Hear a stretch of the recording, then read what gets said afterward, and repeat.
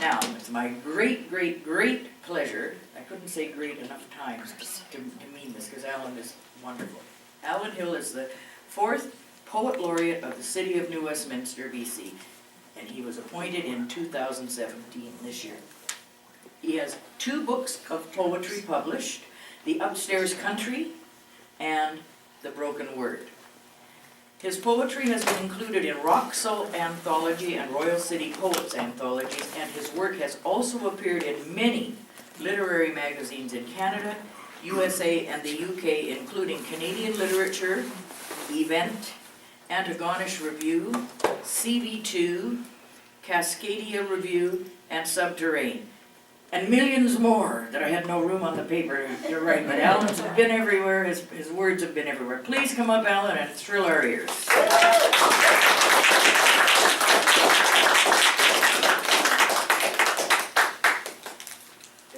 Wow, thank you so much, and big shoes to fill.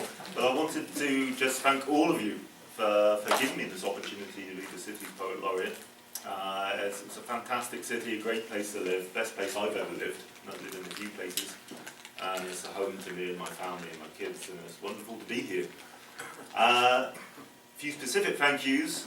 When I first came to Canada in 2005, my initial readings, the person who had faith in me was Ariadne. Thank you, Ariadne and the World Poetry Guys. That's how I got started in Canada in my reading. And a big, big thank you to Candice for all her support, all her enthusiasm over the years. Couldn't have done this without her. Absolutely no way at all. So, I don't know how long I've got. I'll read a couple of poems. How long have I? Couple of poems, yeah? Okay, I'm going to read a few. I'm going to read one which is a new one. I'll read you 2 poems, how about that?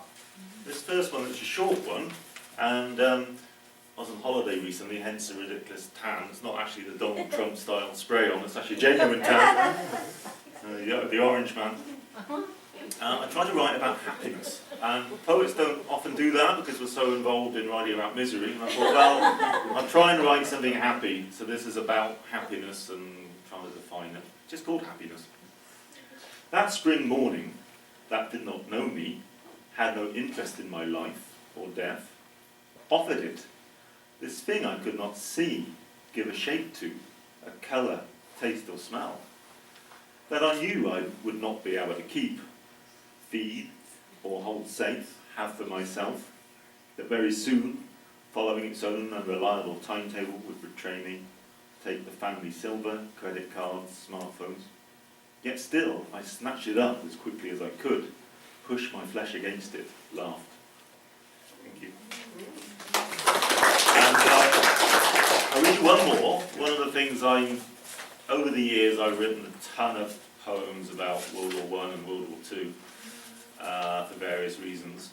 And of course, as soon as the Poet Laureate, I got offered it, I thought, well, at some point, they're going to expect me to write a poem about remembrance there related to it. So this is the first go at something. It'll probably change a hell of a lot before November. And it's for my wife's adopted grandfather, not grandfather by birth, but the person who was really her grandfather, who I lived with in 2005 when I came to Canada. He was in his 90s then, he's now since passed away. And he was not in the US regiment, but he was in the Seaforth Highlanders in Vancouver, and had a lot of the same experiences that the New West guys did. So it's a poem for him, in a Legion of One, I've called it, for James Graham. After all those years of no work, he was surprised when the money came, the factories reopened, orders arrived, as they always do when war turns up, with its hands scrubbed, ready to eat. His war was Italy, mostly frightened, often drunk, in weeks schlepping shells from train to trucks, young and shirtless, skin peeled, muscles mustering into fists. His was a year of running his rifle butt up a country's spine, marching the whole day on Roman roads. No curves or detours on the journey towards battle. Then sleep, outside in full kit, blistered body stretched on heat-shedding concrete, below widow-dark skies, the warming slap of nighttime gunfire, the sounds of death rolling its dice, hard and out of sight, into the Colosseum of summer starlight.